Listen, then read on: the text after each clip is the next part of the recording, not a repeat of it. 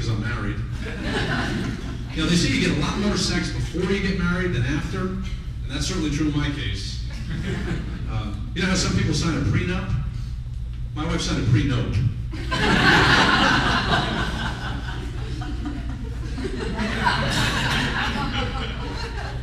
Anyway, they also say in marriage you go through the 7-year itch. Anybody familiar with that? 7-year itch? Yeah, been there, scratch that? Yeah. We'll talk after. Anyway, so I've been married 16 years, and I'm suffering from sexual psoriasis. So I asked my wife the other night, I said, honey, would you be interested in having another woman join us in bed? And she said, yes. Well, sort of. What she said was, you can have sex with another woman when I'm dead. And then I said, what if you're just really, really sick? Trying to get a little wiggle room there. But we do have an open marriage, as my wife explains it. If I ever cheated on her, she'd open fire on me.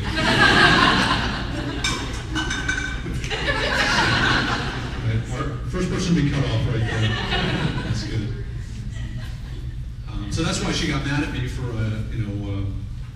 asking if she wanted another woman to join us. And so I did as I normally do. I said, honey, I'm just joking. You know, that's the beauty about being a comedian. If you say something that upsets someone, you can just say you're joking because you're a comedian. Right? Joking. I didn't mean that. I get out of a lot of fights that way. Yeah, you know, when I said that thing about you and the jeans, I was just joking.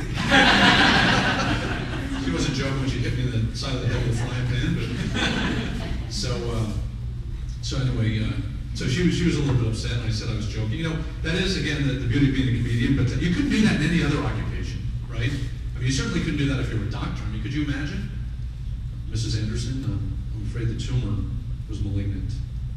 I'm just kidding, it was benign. That's a good one. Oh, you should see your face. I always wanted to be a comedian. My parents wanted me to go to med school. I guess there is one other occupation you could get away with that.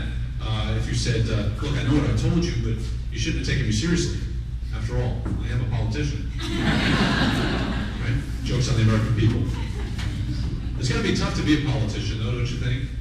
With so many polarizing issues, you know, no matter what side of an issue you're on, there's going to be strong opposition. For instance, Republicans want us to close our borders. Democrats want us to open our borders. Members of the NRA want us to guard our front doors. The gays want us to open our back doors. Can't win.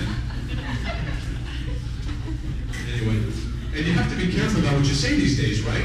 Everybody who has a cell phone has a camera, and everybody's got, you got YouTube and Twitter, so you got to be careful about what you say. You guys into all that technology?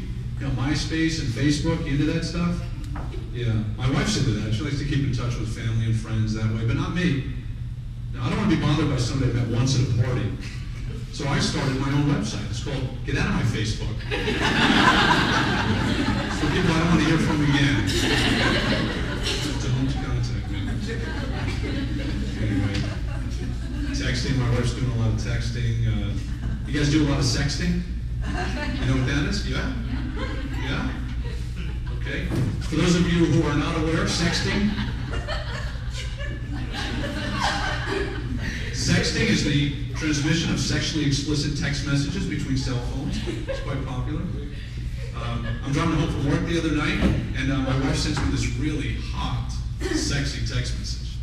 And I'm reading it, and it's so hot, I'm like driving under the shoulder of the road, and I end up exiting before I wanted to.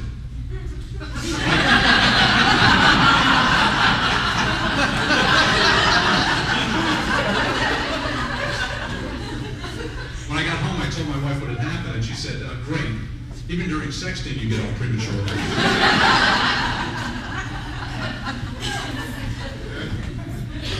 So, have you seen these new smartphones? They're really neat. They've got a lot of features. They're very intuitive. I was in the market for one, but they're very expensive, right? So I got a knockoff smartphone. It's called a smartass phone. It's not so intuitive. It's really counterintuitive. When I call somebody, it says, "What are you calling them for?" They don't want to talk to you. And if they don't pick up, you know, it says, "Oh, they must have caller ID. They don't want to talk to you." And then if I dial the wrong number, it says, "Hey, fat finger, why don't you pay attention?" But I got a good deal on it, so I'm pretty happy with it. But My wife, she's got a great sense of humor.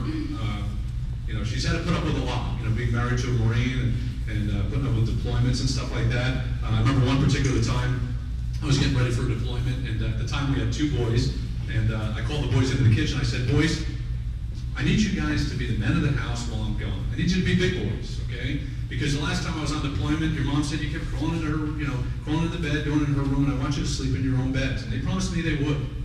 Well, when I got back from deployment, I'm coming off the ship with all my Marines, and I see my wife and my boys. My oldest boy runs up to me and says, Daddy, Daddy, you're going to be so happy. This time while you were gone, nobody slept with Mommy.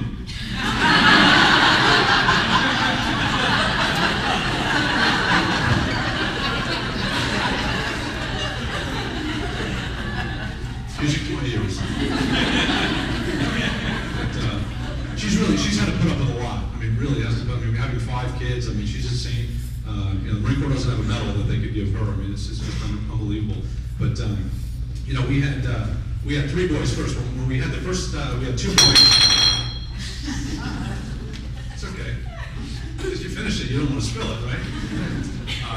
So after we had 2 boys, she was pregnant with a 3rd boy, and so she obviously stopped working right before she gave birth, and that really excited my 4-year-old because you know, he didn't want to go to daycare. He was always you know, wanted to be with his mom, always wanted to be with Mommy, and so he was really excited she wasn't working. And we bought a new home, and we arranged so that she could come home from the hospital and move right into the new home. So she's in the hospital on delivery day, and the corpsman poked her 3 times in the arm, trying to find a vein, and then had to go a couple times in this arm. And so I said, geez, what women go through to give birth, it's unbelievable. Excuse me, but so we got home into the new house, and we had a plumbing problem. We had to have the water cut off the first night. So the next morning, she was going to Costco to go shopping, and she said, well, I'm gonna clean up at Costco. So she goes to Costco, and she's brushing her teeth in the bathroom, and this woman walks in, and she sees my wife, you know, who's obviously very tired. She's got her hair, I mean, she hasn't showered. She's brushing her teeth in the sink. Looks like she's got track marks in her arms. And my 4-year-old turns to her and goes, my Mommy doesn't work anymore. So that wasn't my wife's proudest moment. That's a true story, yeah. You know, after we had 3 boys, unfortunately, my wife miscarried a girl, and when she got pregnant with another girl, she was obviously ecstatic. And right before she was going into the hospital, we had the girls' room painted, and we bought a bunch of girls' clothes, we bought a bunch of girls' toys. So we went into the hospital on delivery day, and the nurse said to my wife, so have you thought about a name? And my wife said, yeah, Caitlin. And the nurse said, well, that's my daughter's name. I'll tell her that I delivered a baby that was named after her today, even though it's not true. She'll get a kick out of it. And then she turned around and said, what about a boy's name? And my wife said, what do you mean a boy? I'm having a girl. I'm having a girl. And the nurse said, well, you know, I've seen some surprises on delivery day. So now my wife's squeezing my hand. She's all stressed out. She's not going to have the girl that she wanted so desperately. And so she goes into labor, and the baby's coming out, and the doctor says, the baby's out. And my wife says, what is it? And the doctor says, it's a little girl. And my wife says, are you sure? And the doctor says, well, it's either a girl or it's going to be a very disappointing little boy.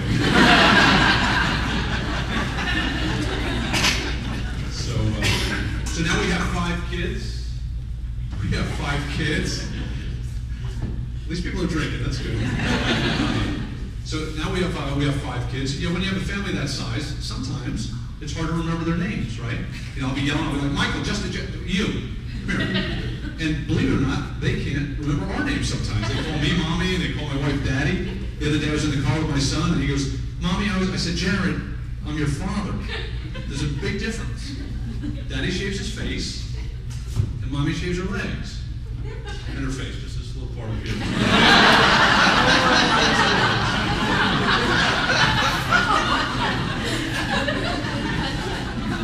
But, you know, it's also,